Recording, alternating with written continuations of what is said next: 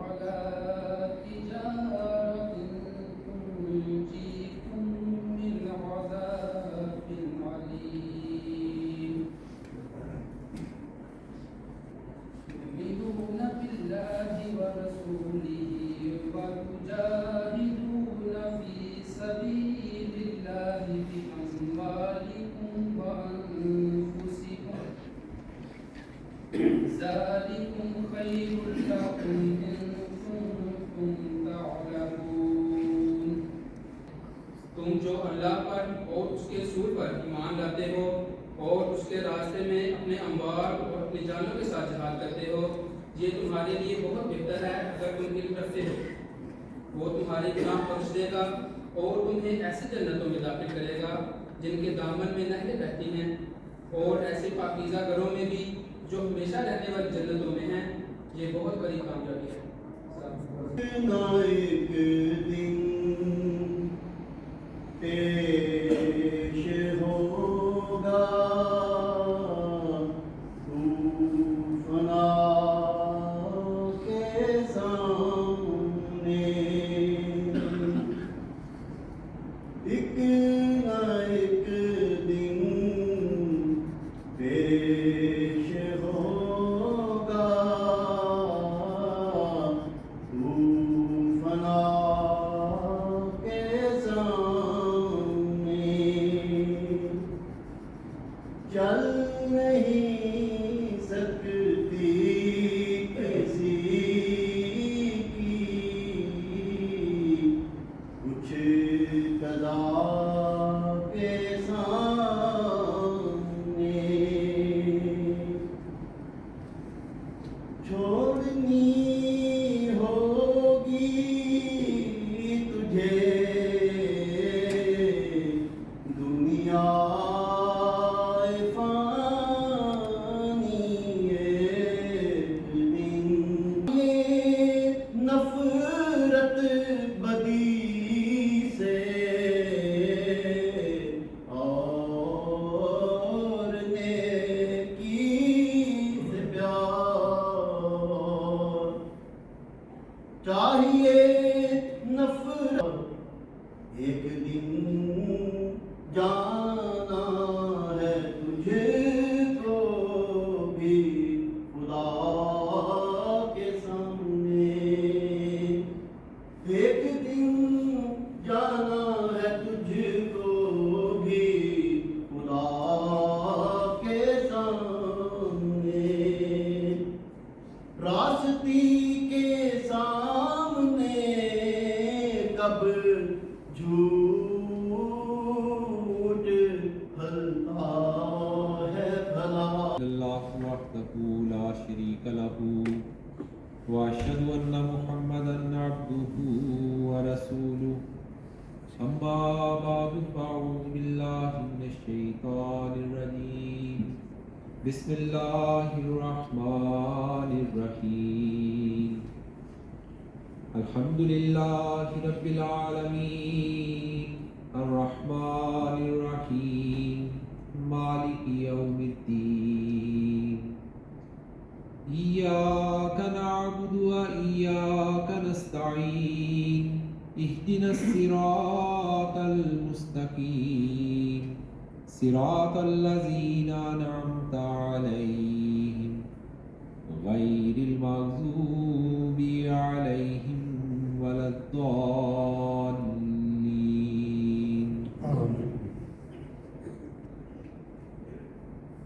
انسان کو بامقصد زندگی گزارنے کا جو طریقہ ہے وہ سورہ فاتحہ میں بہت بہترین انداز میں خدا تعالیٰ نے ہمارے سامنے بیان فرما دیا ہے۔ اگر ہم اس کو اپنے سامنے رکھیں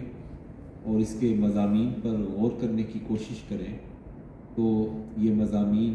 ہمیں لازماً اس رستے کی طرف لے کر جائیں گے جو نجات کا رستہ ہے۔ اسی نجات کے رستے کو دکھانے کے لیے حضرت مسیح موعود علیہ السلام کی بعثت ہوئی۔ آپ نے اپنی تمام زندگی میں جتنے بھی روحانی پہلو نجات کے ہو سکتے ہیں ان کی طرف ہمیں بلانے کی کوشش کی، نہ صرف تحریر کے ذریعے بلکہ تقریر کے ذریعے، اور خود اپنے افعال کے ذریعے آپ نے ہمیں ان رستوں کی طرف لے جانے کی کوشش کی۔ انہی نجات کے رستوں کو حاصل کرنے کا ایک ذریعہ جو نظام وصیت کی صورت میں آپ نے ہمارے سامنے پیش کیا، آپ سب کو علم ہے حضرت مسیح موعود علیہ الصلوۃ والسلام نے ایک رسالہ الوصیت کے نام سے اپنی وفات سے 2-3 سال قبل تحریر فرمایا تھا، اور اس وصیت میں جو ضروری ہدایات آپ نے تحریر فرمائی تھی وہ ایک کتابی شکل میں شائع کر دی گئی تاکہ تمام لوگ اس سے فائدہ اٹھا سکیں، نہ صرف جو کہ اس وقت موجود تھے بلکہ آپ کے بعد میں آنے والے اور ایک لمبا عرصہ گزر جانے کے بعد آنے والے افراد جیسے کہ ہم ہیں، یہ بھی اس وصیت کے اندر تحریر ہدایات سے فائدہ اٹھا سکیں۔ ہر احمدی کو چاہیے کہ وہ ضرور اس کتاب کا مطالعہ کرے اور اپنی زندگی کو ان چیزوں کے مطابق جو حضرت مسیح موعود علیہ الصلوۃ والسلام نے اس کتاب میں بیان فرمائی ہیں ان کے مطابق اپنی زندگی کو گزارنے کی کوشش کرے۔ امید ہے کہ جتنے افراد یہاں پر موجود ہیں ان سب نے رسالہ الوصیت پڑھ لیا ہوگا، اور یہ بھی مجھے یقین ہے کہ یہ پڑھنے کے بعد آپ سب کے دلوں میں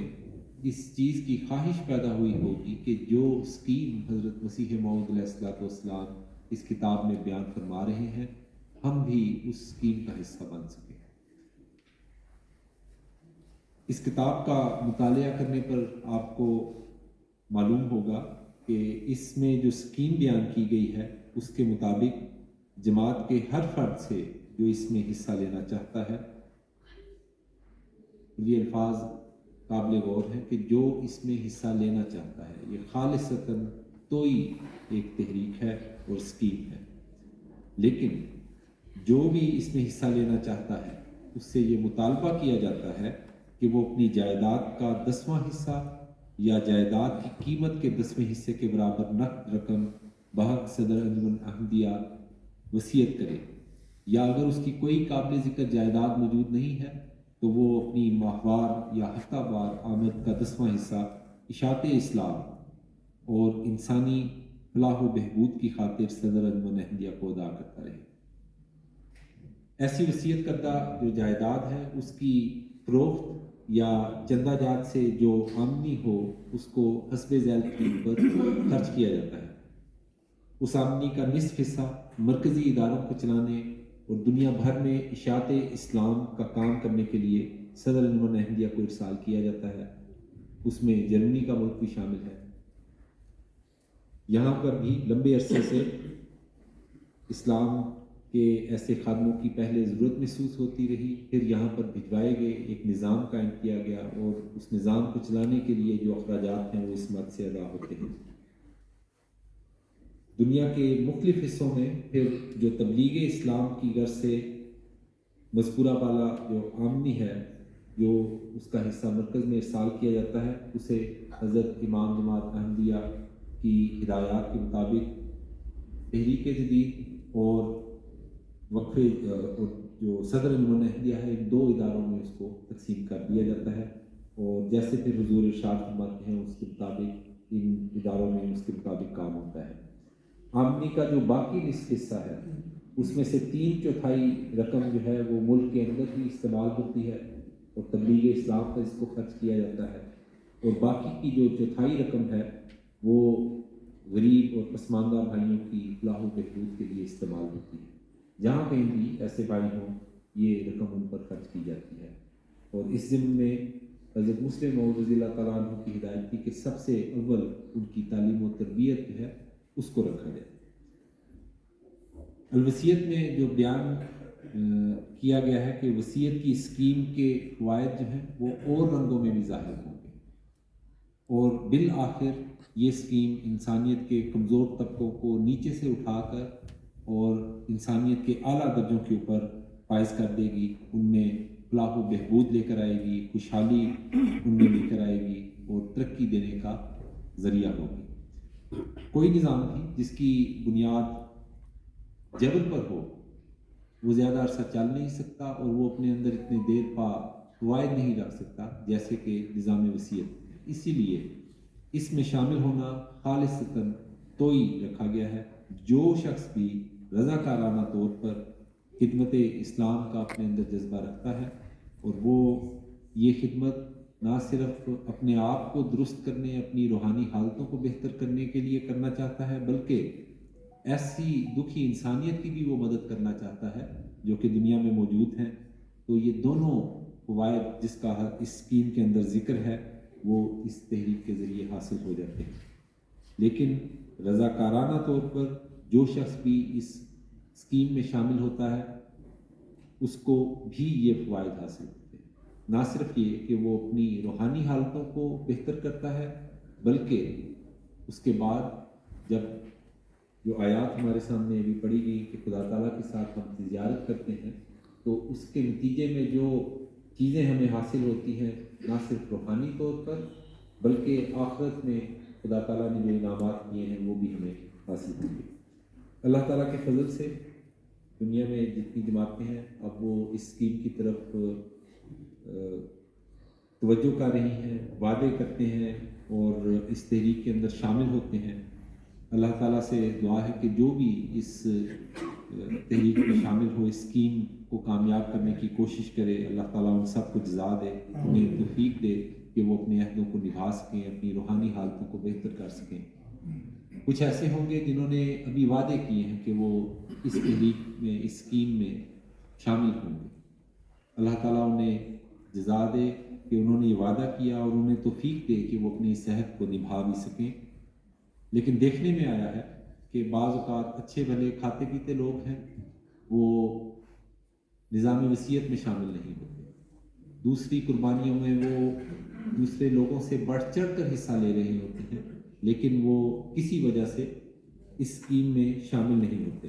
حضرت خلیفۃ المسیح الخامس سید اللہ تعالیٰ بن نصیر العزیز نے اس حوالے سے توجہ دلاتے ہوئے فرمایا، یہ جلسہ سالانہ جرمنی کے موقع پر حضور نے فرمایا، بعض دفعہ دیکھنے میں آیا ہے کہ بعض اچھے بھلے کھاتے پیتے لوگ ہوتے ہیں جو دوسری جماعتی خدمات میں بعض دفعہ جب ان کو کوئی تحریک کی جائے تو پیش ہوتے ہیں، یا کم از کم اتنا ضرور ہوتا ہے کہ جتنا زیادہ سے زیادہ حصہ لے سکتے ہیں اس میں حصہ لیں، لیکن وہ نظام وصیت میں شامل ہونے سے محروم ہیں۔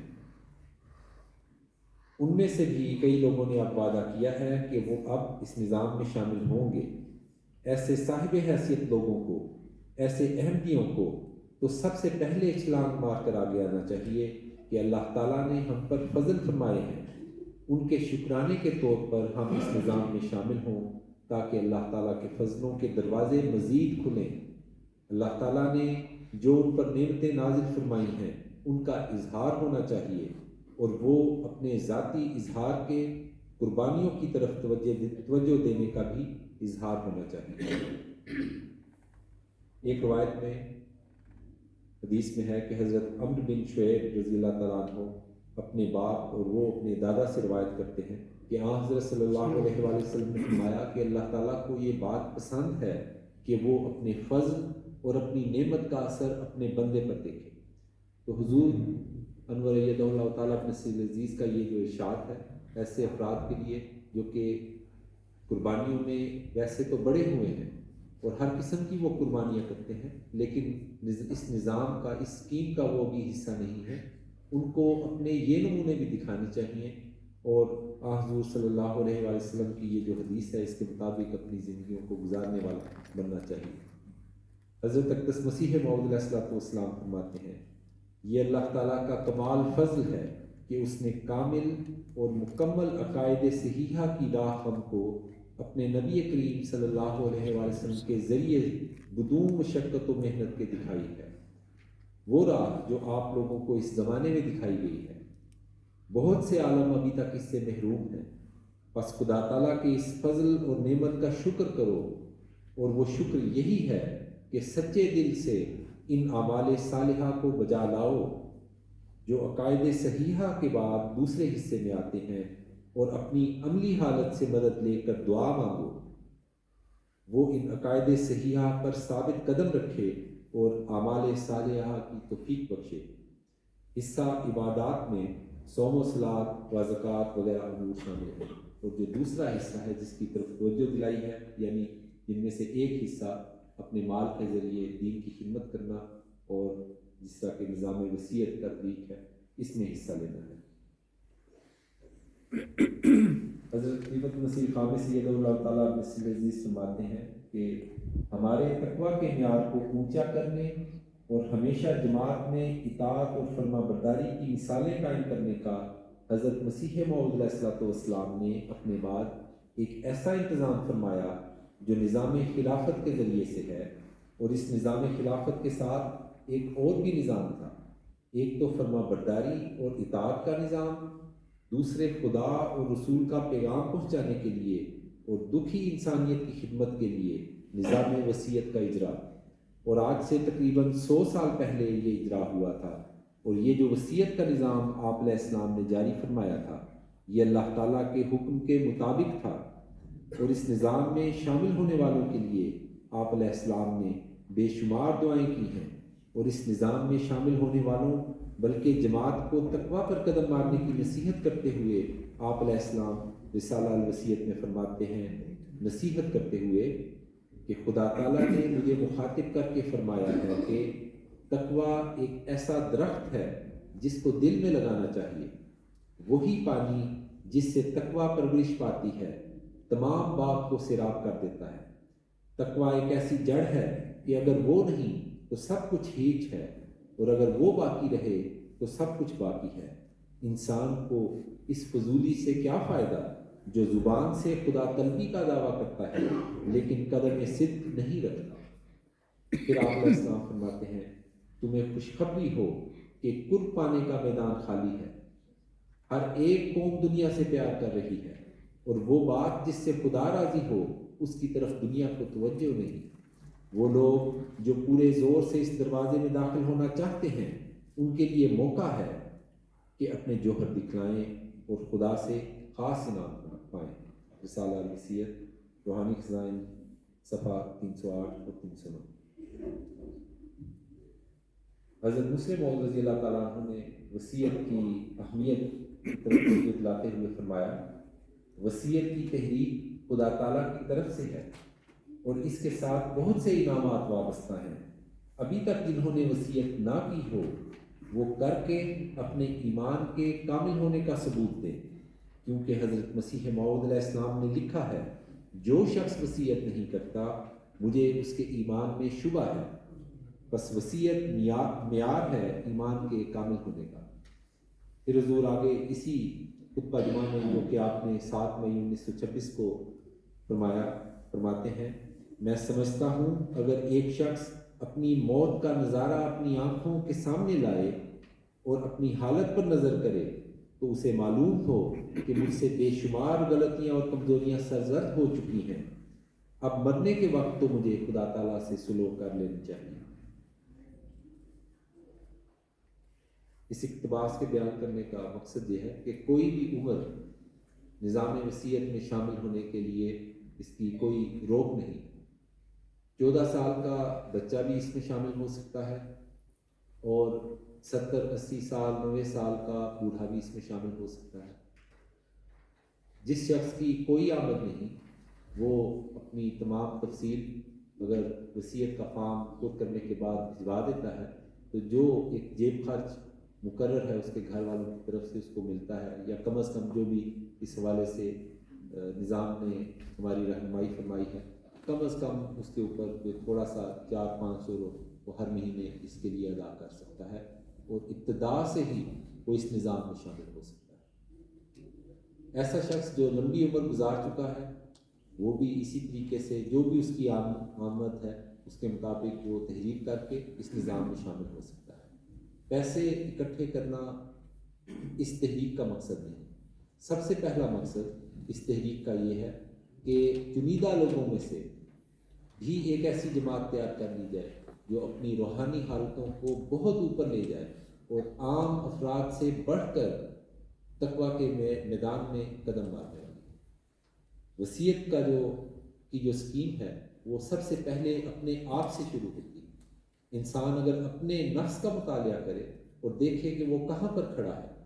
اگر وہ اس نظام میں شامل ہو چکا ہے لیکن ابھی اپنی روحانی حالتوں کو سدھارنے کا اس کو موقع نہیں ملا، تو سب سے پہلا کام اس کا یہ ہے کہ وہ اپنی روحانی حالتوں کو بہتر کرنے کی کوشش کرے، تقویٰ کے میدان میں